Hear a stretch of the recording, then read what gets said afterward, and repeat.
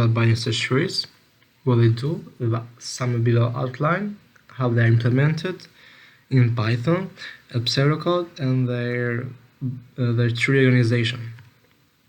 So binary search tree, as you know, is a data structure that allows us to maintain a certain list of numbers really quickly. Almost happens in the big O of n, but sometimes it calls on the big O of log n. It is called binary tree because each tree node has maximum of 2 children only. It is called a search tree because it can be used to search for the presence of a number in the big O log n time.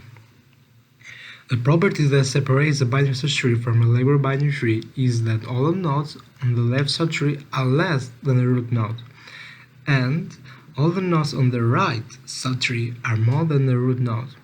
Both subtrees of each node are also binary search trees. They have both two properties. As you can see, this is a well distributed search tree.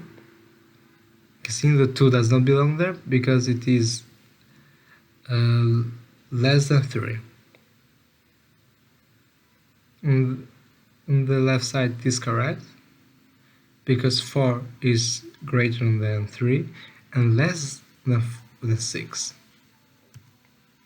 The binary tree on the right is a binary tree search tree because the right subtree of the node 3 contains a value smaller than it. As you said, it was 2. There are two basic operations that we can perform on a binary search tree. First of all, we can check if the number is present in the search tree. The algorithm depends on the property of binary search tree. If each left node subtree has values below the root, and each right subtree has values above the root. If the value is below the root, we can say for sure that the value is not in the right subtree. We need to only search in the left subtree and if the value is above the root.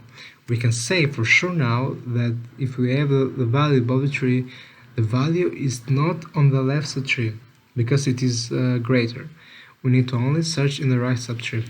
As you can see with the algorithm, you have to check the root if it is null. If it is null, then we have to return the null. And we have to put an if condition if the number is equal to the root to the data.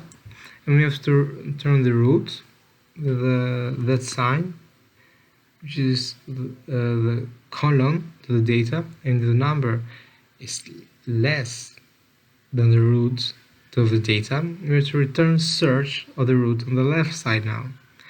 And now, in the end, if the number is greater than the root of the data, you have to return the search of the root on the right side. But let's visualize it with a D diagram. We have the root now. If we have pushed 4, as you can see, a 3 value now, which is less and gone to the left side. We have pushed 6 and 4,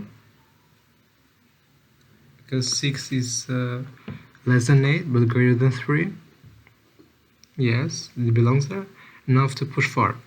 4 is less than 8, greater than 3, less than 6. It belongs on the left side of the 6 node. If the value is found, we have to return the value so that it gets propagated in each recursion step as shown in the image below. If you might have noticed before, we have called the return searcher struct node with a star sign 4 times. When we return either the new node or null, the value gets returned again and again until the search root returns the final result. If the value is not found, we eventually reach the left or right child of a leaf node, which is null, and it gets propagated and returned back. We have the second method. We have to insert value in the binary search tree.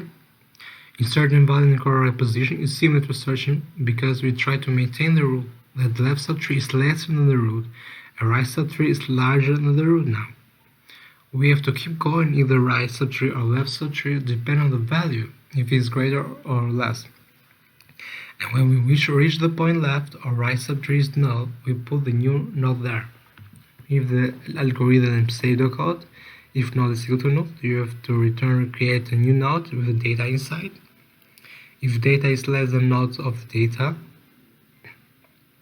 then now node to the left will be inserted with the data of the node to the left now. Else, if another condition is, This is not default, this is another else if condition. If the data is greater than the node of the data, the node of the right will be inserted to the node of the right and the data with the second argument. And now we have to return the node. Of course, the algorithm will not be as seamless as it looks, but it will be way easier if we visualize it and we have a number which an existing binary search tree. So you see 8, 3. 8, 3 will be put on the left side because it's less than 8 of the root. As you can see now on the left 6 is null. We have attached the node, but we will still to exit from the function without doing any damage to the rest of the tree. This is where the return node at the end comes in handy. In the case of null, the newly created node is returned and attached to the parent node. Otherwise, the same node is returned without any change, as we go up until the return node to the root. This makes sure that as we move back up to the tree, the other node connections aren't changed. As you can see from the stack visualization node, 8 goes to the left and 3 goes to the right because it's 6, and 6 we go to the left because it's 4, you see. But as you can see, the last element is 4, 6, 3 and 8. 8 is the root, don't forget that. Then 3 is a child of 8, 6 is a child of 3, and 4 is a child of 6, or can be called differently a subnode, don't forget. Balance the tree with big O of log n with the time complexity. We said the tree is well balanced if each node in the tree has 2 subtrees with roughly the same number of nodes. Of course, it would be possible to show that the well-balanced tree with n nodes has depth in the big O of log n. If we can manage to keep binary search tree well balanced, we get an ordered data structure with a big O log n. Of course, it will be worst time complexity for all basic operations such as lookup method, addition method, and removal method. There are several more or less complicated strategies to keep binary search tree well balanced. As you can see, AVL trees come first, red-black trees. AVL is some names of the some Dutch or where they created the AVL tree, some weird names, Adrian, Vians, Blanc, I don't know how to spell this. Trees come first, so acronym is AVL. AVL trees come first, red-black trees, and trips, red, which are recognized as binary search trees, and they are simple and elegant. We will look further with this because it's way cooler. And of course, it will be way simpler for you to use it.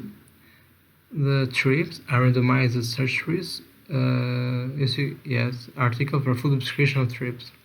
In this text, we only present the pseudocode for some basic operations on unbalanced binary search trees. And of course, if you remember all of this, all I said, don't forget the AVL tree, binary search trees, red-black trees. They're the larger node go to the right, and the smaller node go to the left. And don't forget the root, and we're all set. So thank you for sticking out with me to the end.